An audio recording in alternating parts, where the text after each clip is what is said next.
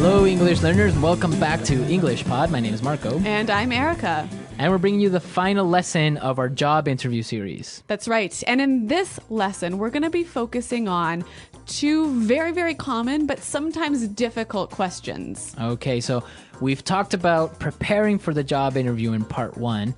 Part 2, we talked about educational background and work experience. And in part 3, what are we going to be looking at? We're going to be looking at two questions: why we should hire you, and your greatest weakness. Okay, so these are the classic, common questions that you'll get at a job interview, right? That's right. So why don't we just get started, and we'll take a listen to the dialogue and see how our interviewee handles these questions.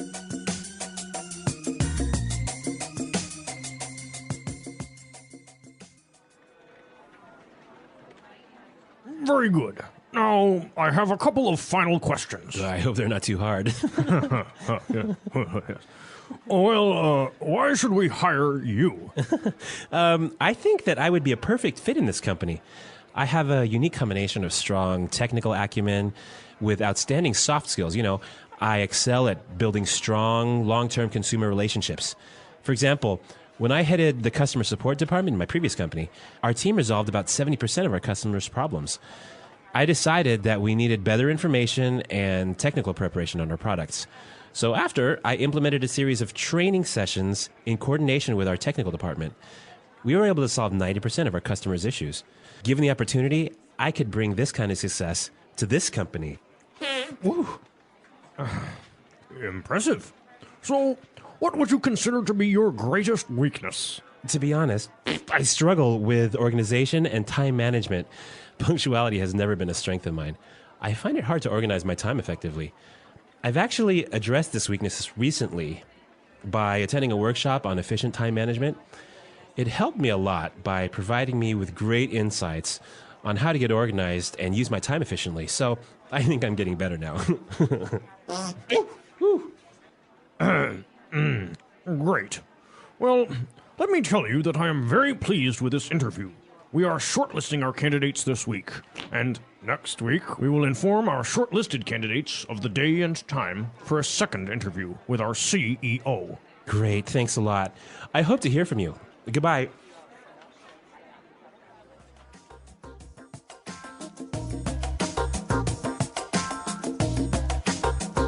Well, our interviewee is doing very well, but I think he had a little bit too many beans or chili. Oh my God. Like, this is probably the most embarrassing thing I can think of. But he doesn't say anything, so I don't know. Maybe he should have said, "Oh, pardon me, excuse me," or something. I don't know. I don't know. It's a controversy. Yeah.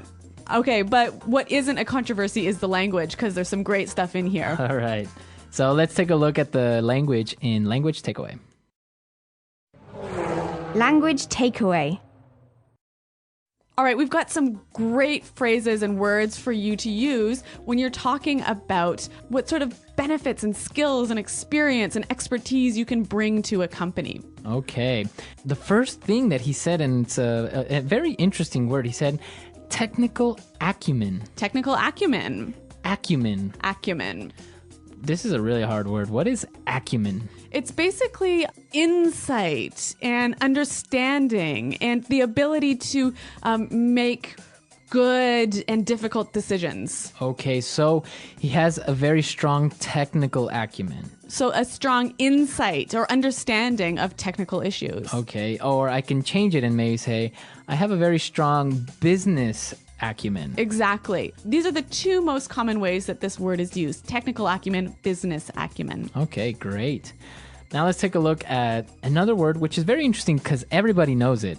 Yes. Excel. Excel. Excel. Excel.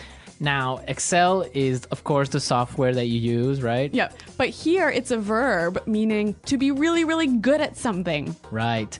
To be the best, maybe. Yeah. To excel at something. Yes. So I excel at cooking. All right. So excel, you are the best. I mean, that's not really going to help me in a job interview, but the next word might. Head. Head. Well, in the dialogue, we heard it as headed in the past, right? Yeah, that's right. He headed the customer support department. So I think this is a great I think this is a great word to use when you were saying I was the leader. I was the main person in charge. Yeah, the manager.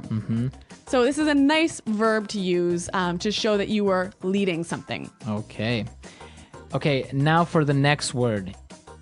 Struggle. To struggle. Struggle. So what does struggle mean?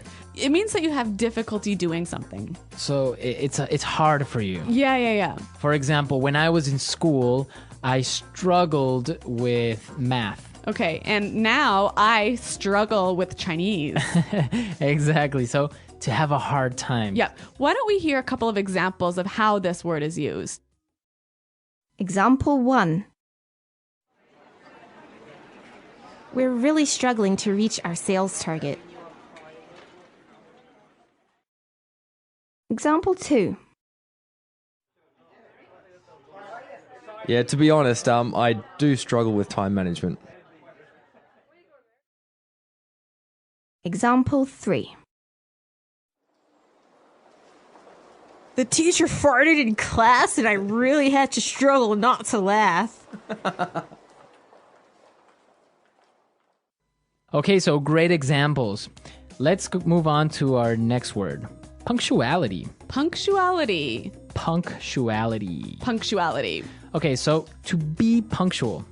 It means to be on time, always. So punctuality would be the noun form. Right, so the condition or the state of always being on time. Right, so punctuality, to be punctual. Yeah, and our interviewee struggles with punctuality. Right, like me. I guess you guys have something in common. We do. Now, he has a problem with punctuality, but he said he has addressed this weakness. Yes, to address. Address. Now, if you notice, it's spelled the same way as address, That's right. but you pronounce it differently. So the verb address has the stress on the second syllable. Okay, address. Yes. And that means to Deal with. deal with the problem, Yeah, to acknowledge the problem. And to try and solve it. Okay. So different from your home address where you live. Yeah. And there the stress is on the first syllable. Address. Right. Perfect. Very good. Okay, so let's listen to this dialogue one more time, and then we'll come back and talk about these two questions: greatest weakness and why should we hire you?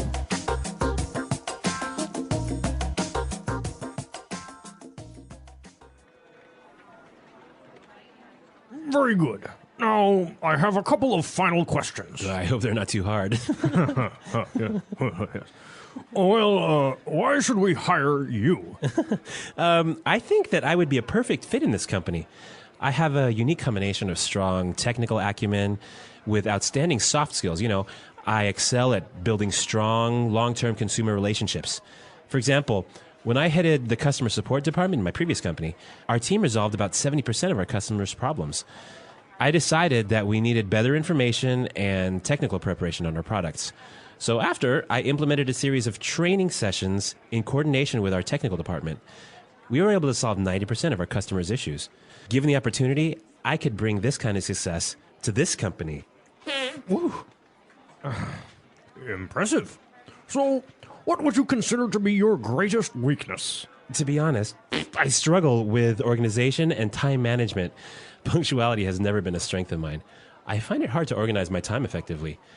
I've actually addressed this weakness recently by attending a workshop on efficient time management. It helped me a lot by providing me with great insights on how to get organized and use my time efficiently. So I think I'm getting better now. Great. Well, let me tell you that I am very pleased with this interview. We are shortlisting our candidates this week, and next week we will inform our shortlisted candidates of the day and time for a second interview with our CEO. Great, thanks a lot. I hope to hear from you. Goodbye.